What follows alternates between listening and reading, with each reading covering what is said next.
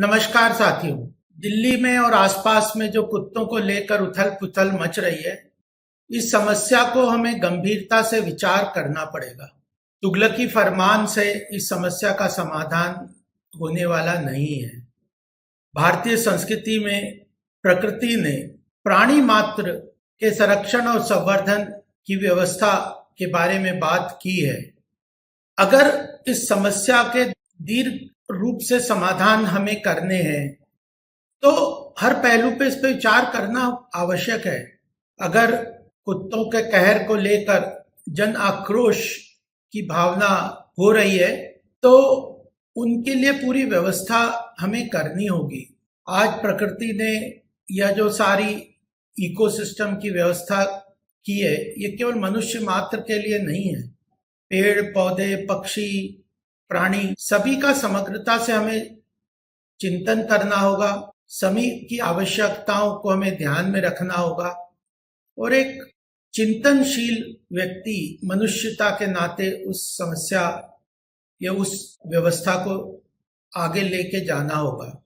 अगर इस आक्रोश के कारण कुत्तों की समस्या बढ़ रही है तो सबसे पहली बात है कि केवल कोर्ट का एक फैसला हो जाए कि 8 दिन में आप इनको डॉग शेल्टर में पहुंचा दें। डॉग शेल्टर्स की पूरी व्यवस्था नहीं है। इतने लाखों कुत्ते जो हैं को रखने की क्या व्यवस्था है?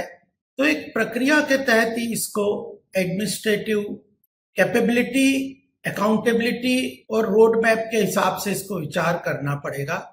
सबसे पहली आवश्यकता है कि सेंसस करें, कितने कुत्ते पूरे इस क्षेत्र में हैं, उनके लिए कितने शेल्टर्स की आवश्यकता है, उन शेल्टर्स के रखरखाव के लिए क्या दिल्ली और आसपास का एडमिनिस्ट्रेशन पूरी तरह से तैयार है, उतने शेल्टर्स बने हुए हैं, उन शेल्टर्स के लिए जमीन चाहिए, उनकी खाने की व्यवस्था चाहिए, उनके केयर टेकर्स की व्यवस्था चाहिए।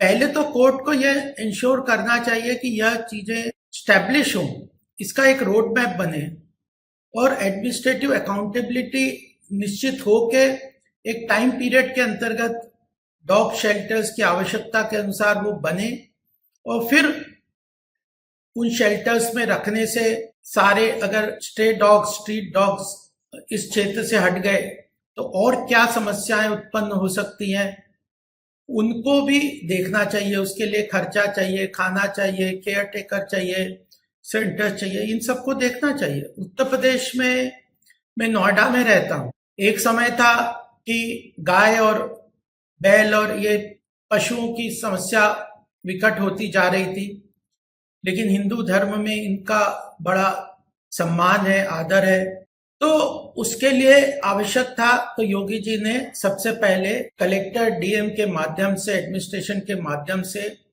गौशालाओं की व्यवस्था की।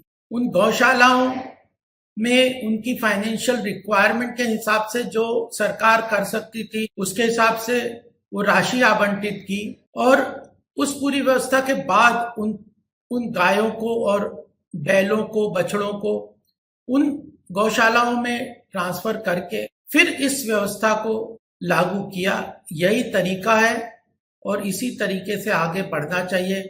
यह जो पृथ्वी है, प्रकृति के जितने भी संसाधन हैं, केवल मनुष्य के लिए नहीं है।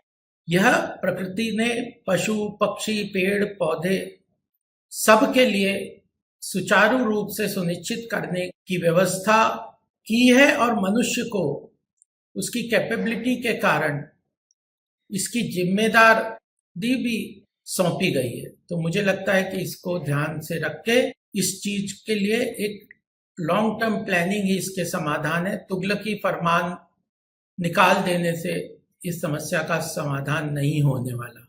धन्यवाद।